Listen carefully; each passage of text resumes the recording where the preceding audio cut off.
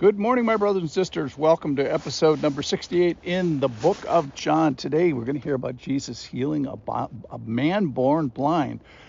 And the concept we're going to get at is releasing control before you know the result, which is what he does in the passage. This is from John chapter 9. Open your Bibles, read it with me. We're going to read the first part about it. It's actually a long story.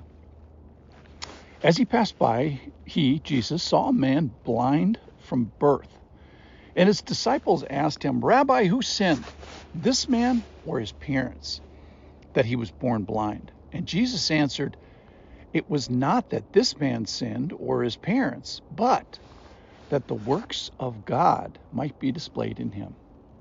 We must work the works of him who sent me while it is day. Night is coming when no one can work. As long as I am in the world, I am the light of the world." Having said these things, he spit on the ground and made mud with saliva. Then he anointed the man's eyes with the mud. And he said to him, "Go wash in the pool of Siloam," which means sent. So he went and washed and came back seeing. So first concept here that I think we should address is sin versus sickness. So are there sometimes relational consequences of sin? Yes. Relational discord, fits of anger, jealousy, divorce, those kind of things. And then here with the story, are there physical consequences of sin? Yes, sure. Sexually transmitted disease, alcoholic cirrhosis, marijuana psychosis, obesity. So there are bad things that happen to people because the world is just a fallen place. Tidal waves, most cancers, heart arrhythmias. But of interest here, the disciples 100% absolutely assume the sin of this man or his parents. And my, aren't we judgmental here, guys? So his being born blind had to be sin by their judgment. It assumes a worldview that is absent the sovereignty of God, that just we live in a fallen world and God is ultimately sovereign, and they kind of forget that. But Jesus declares it was not that this man sinned or his parents, but that the works of God might be displayed in him. So that the purpose of this particular affliction is that the works of God might be displayed in this situation and in this person. So there is a cost to be so positioned like this man, to be this frame that he is, to have these works done upon him has cost him. So you mean to tell me that decades go by, maybe 20 years or maybe 30 years where he suffers with blindness and his parents, have the suffering pain as well? But here he uses his affliction to teach the world about the power of Jesus in the midst of the fallen world. So as far as the guy is concerned, he lives almost 100% of his life in suffering with blindness. So he did not know the answer to why am I blind for, at least as of this day, 99.9% of his life.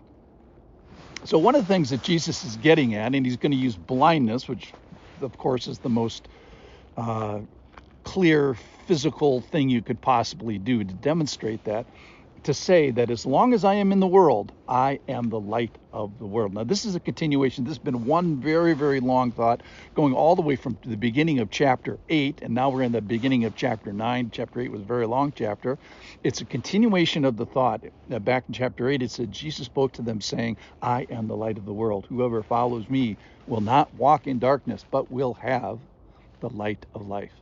So Jesus wants us to know him as the light of the world. He wants us to remember this action to make this point. And Jesus carefully spends some of his remaining time, and he says, I don't have a lot of time left here. He wants us to know him in this way. It is not an accident that Jesus is the light of the world, and maybe every sunrise might help us remind us of that. And it's in this concept in chapter 8 and chapter 9 here, it's a new name for God. So we should be paying attention to new names for God because they're new realities that will never go away. When we get to heaven, we are going to be proclaiming, Jesus, you are the light of the world. So this is a concept we need to hold on to, a name of God that we need to hold on to. So there's this urgency he declares right at the beginning. A night is coming. We got to move this healing along. So then Jesus spits and makes mud and anoints with his spit, anoints with the mud. So he takes a part of our fallen world, takes a part of the light of the world, mixes it together, and rubs it on his eyes. So here's a question for today is, would you let Jesus rub mud on your eyes? That's a good question. Second question would be, would you let Jesus rub mud on your eyes that don't work? I think that's an easier answer. Would you let Jesus anoint your eyes to see for the first time? Yeah, definitely you'd want to sign up for that. And would you let Jesus have your way with you, in you? So the man in the story, this struck me today. Man in the story let Jesus have his way with him before he was promised anything or before he found out the result. And here the result is sightedness, a sign, a miracle, an amazing thing. But many times in our life, it's not so much. And that's what faith is. Faith is trusting in the person of God before you see the promises of God come true. And many times these earthly afflictions are only cured by heaven. So he could honestly say, I let him have his way, Jesus, but I didn't know how it would turn out. And that's the position we are most often in. So Jesus meets this guy at blindness. He meets him in the fallen world and with sick people. And our question is, will you trust in the person of God before you are guaranteed sight?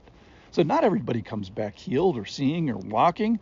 And the teaching points of today is, there are bad things of this world, and they may have some purpose. They may create a platform for us. Bad things might clearly produce the works of God. A blind person is kind of necessary to give the sightedness that God talks about. And bad things feel probably like 99.9% patience and 1% presence and person of God. So will you say with me at the beginning of the story that Jesus, you are the light of the world? Why? Because he wants to be known by that. It's a new name for God, so we should pay attention. It's going to stick with us. And maybe kind of revel in it, bathe in the light. Give us light of understanding as to how you wish to be known as the light of the world. So would you be willing to have God display his works in you? What would you give to have the works of God displayed in you? Would you give up control? Would you give up your eyes, your spinal cord, your youth, your health, or your time? For today is about releasing control before you know the results. Thanks for listening. See you tomorrow.